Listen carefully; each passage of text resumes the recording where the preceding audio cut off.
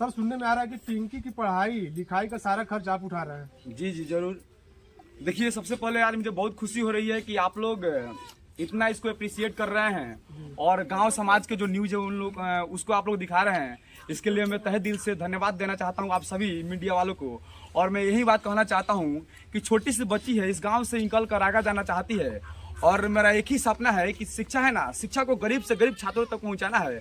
और हमने देखे कि हमने इसमें बहुत सारे टैलेंटेड देखे, गाँव के खबरों को दिखाती थी और सवाल से बहुत बेहतर सवाल पूछती थी जिसे आप भी देखकर आप लोग दंग हो जाएंगे। और इनका सवाल सुनकर मैं भी बहुत ज़्यादा एक्साइटेड हुआ और मैंने सोचा कि नहीं, इस प्रकार के बच्चों को आगे बढ़ाना चाहिए। और हमने सोचा कि इसका जितना भी पढ़ाई लिखाई है और ये जहाँ तक पढ़ना चाहती है मेरे तरफ से पूरा फ्री ऑफ कॉस्ट इसको पढ़ाया जाएगा, या जहाँ तक पढ़े। अच्छा जी जी। तो अभी यहाँ पर पिंकी के घर पर आए हैं तो क्या कुछ मदद करने के लिए आए हैं? देखिए ये पिंकी बोल रही थी कि सर इस सरकारी स्कूल में जा रही थी और बोल रही थी कि नहीं सर हमारे पास किताब नहीं है, हम प्राइवेट में नहीं जाएंगे। तो हमने सोचा नहीं, इसको तो पढ़ना चाहिए तो हमने सोचा नहीं किताब खरीदना चाहिए, तो इसीलिए आज हम आए थे और इसका किताब हमने फाइनली लेकर आया था कि नहीं इसको हम किताब गिफ्ट करते हैं ताकि इसका पढ़ाई रुके नहीं किसी भी कारण से। और जब पढ़ाई रुक जाएगी तो फिर दिक्कत होने लगेगी क्योंकि शिक्षा बहुत जरूरी है। और मेरा एक ही सपना है कि शिक्षा को गरीब से गरीब छात्र तक पहुंचाना। My dream is to provide education to poor boys and girls. जी जी, बहुत अच्छी बात है। तो आप दे दीजिए थोड़ा सा किताब। चलिए जी, छोड़ दो रहने दो। अच्छा ये बताओ पिंकी, सर तुमको किताब दिए, कैसा लग रहा है? बहुत अच्छा लगा है कि सर हमको किताब दिए हैं और वादा किए थे सर कि जहाँ तक पढ़ोगी, जहाँ तक हम पढ़ाएंगे। और किताब से अभी लेकर जहाँ शुरू से लेकर अब हमको कुछ कीन कर देते रहते हैं। अच्छा तो कपड़ा वपड़ा सब कुछ ये खरीद के देते जी हैं आपको? देते हैं, कपड़ा भी खरीद के दिए हैं। अच्छा तो पूरा विश्वास है कि तुम जहाँ तक पढ़ोगी सर पढ़ाएंगे तुमको? जी पूरा विश्वास है कि जहाँ तक हम पढ़ना चाहेंगे जहाँ तक सर पढ़ाएंगे। चलो बहुत अच्छी बात है। सर को क्या कहना चाहती हो? सर का बहुत दिल से धन्यवाद है कि हमको जहाँ तक पढ़ना है वहाँ तक पढ़ा रहे फ्री ऑफ कॉस्ट में। और हम लोग को किताब देते हैं हमको और कॉपी कलम। कोई गरीब के बच्चा हो तो हम पढ़ा सकते। अच्छा ये बताओ, जो तुम्हारे छात्र जो निसहाय जो बच्चे हैं जो नहीं पढ़ पा रहे हैं, सरकारी स्कूल में पढ़ रहे हैं, प्राइवेट में पढ़ने के लिए इच्छुक है, तुम क्या कहना चाहोगे? जी कहेंगे कि आकर इंग्लिश क्लास पे नाम लिखवा लीजिए। सर भी कहे हैं, वादा भी किए हैं कि जितने भी गरीब छात्रों छात्राओं से लोग आएंगे, मतलब बच्चे आएंगे तो हम पढ़ाने के लिए तैयार हैं। सर ये माइंड में कहाँ से आ गया गरीब बच्चों के लिए आप इतनी बड़ी सोच रख रहे हैं? सर क्योंकि हमने भी गरीब परिवार से बिलोंग किया है, हमने मैंने गरीबी को बहुत नजदीक से देखा है। जब बचपन में मैं भी पढ़ाई कर रहा था तब मुझे भी बहुत सामना करना पड़ रहा था। पढ़ाई से लेकर बहुत जूझ कर हम लोग पढ़ाई किया है।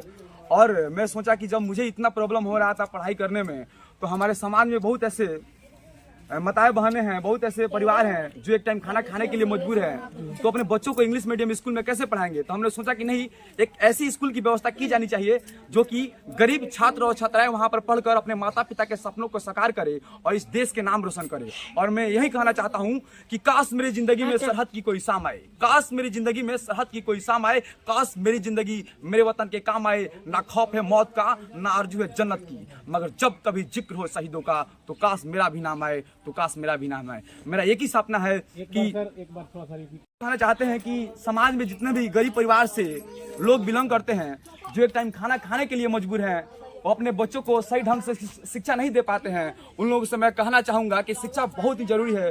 बिना शिक्षा के आप कुछ नहीं कर पाएंगे लल्ला। शिक्षा बहुत जरूरी है आपके जिंदगी को बेहतर बनाने के लिए। क्योंकि देखिए हम एक बात बताना चाहता हूँ, यहाँ पर एक भगत सिंह के बारे में बात कहना चाहूंगा। भगत सिंह का शादी ठीक हो गया था, पसंद नहीं जी। तो भगत सिंह ने अपने माँ को रातों रात चिट्ठी लिखकर चले गए कि नहीं, मैं अपनी जिंदगी को भारत माता के प्रति समर्पित कर दिया हूँ, मैं एक बेवफा को जिंदगी नहीं देना चाहता हूँ। तो वहीं बताए थे कि मेरे सीने में जो जख्म है वो तो फूल के गुच्छे हैं, मेरे सीने में जो जख्म है वो तो फूल के गुच्छे हैं। हाँ मैं पागल हूँ, मुझे पागल ही रहने दो, केवल मैं पागल ही अच्छे हैं, पागल ही अच्छे हैं।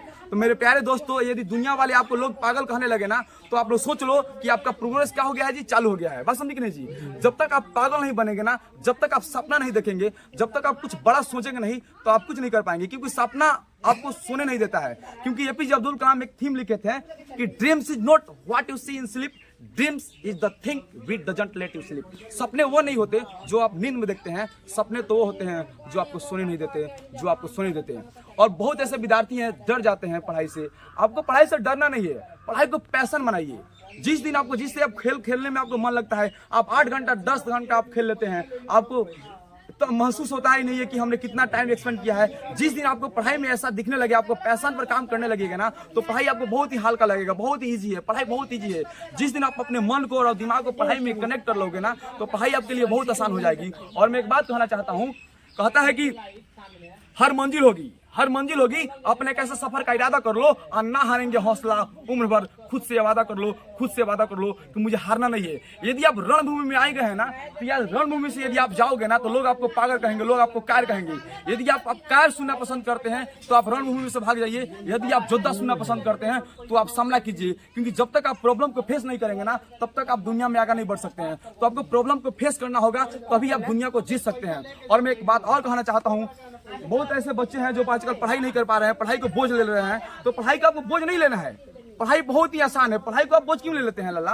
पढ़ाई को जब आप बोझ लेंगे तो आप कर नहीं पाएंगे। और सबसे पहले अपने माता पिता का सम्मान करना चाहिए। और माता पिता का सम्मान और गुरु का सम्मान बहुत ही इंपॉर्टेंट है, क्योंकि शेक्सपियर लिखा है कि father is the just like the son, पिता सूर्य के समान होता है। यदि सूर्य का प्रकाश यदि पृथ्वी पर आना बंद हो जाए ना, तो पृथ्वी पर रहने वाले जितने भी जीव जंतु हैं उनका प्रोग्रेस नहीं हो सकता है। बस समझे कि नहीं जी? उसी प्रकार पिता की जो आवाज होती है उसमें कड़पन होती है, उसमें थोड़ा रुकावट होती है। यदि बच्चे उस आवाज को सह नहीं पाएंगे ना, तो कुछ नहीं कर पाएंगे। और फिर लिखा है शेक्सपियर की mother is the just like the moon, और माँ चंद्रमा के समान होती है। और माँ से ज्यादा धरती पर ना कोई प्यार करने वाला है, और नहीं कोई हुआ है और ना कोई होगा। और फिर लिखा है कि भाई से बड़ा आपका दोस्त नहीं हो सकता है। आप जितना ही दोस्त बना लीजिए, लेकिन जब भी आपको मुसीबत आएगी तो आपका भाई ही आपको कॉपरेट करेगा। बात समझ नहीं जी? और मैं एक बार और कहना चाहता हूँ कि सबसे पहले जो भी बच्चे हैं आजकल देखते हैं कि गुरु का सम्मान नहीं कर पाते हैं। गुरु का सम्मान करना होगा, क्योंकि शेक्सपियर लिखा है कि the relation between teachers and students of our society is considered to be the holiest। हमारे समाज में शिक्षक और छात्र का रिलेशन सबसे पवित्र माना जाता है।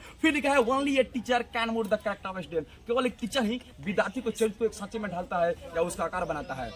एक बार और लिखा है the work of a teachers is like the work of A Potter. ये कुम्हार के काम के समान होता है टीचर का काम। जिस प्रकार कुम्हार घड़े को बनाता है, उसी प्रकार टीचर विद्यार्थी के कैरेक्टर को बनाता है। और टीचर का काम student from darkness to the path of light and truth. केवल एक टीचर ही विद्यार्थी को अंधकार के प्रकाश के रास्ते पर ले जाता है और उसको सच्चाई के मार्ग दिखलाता है। ठीक है, बहुत बहुत धन्यवाद। धन्यवाद सर आपका।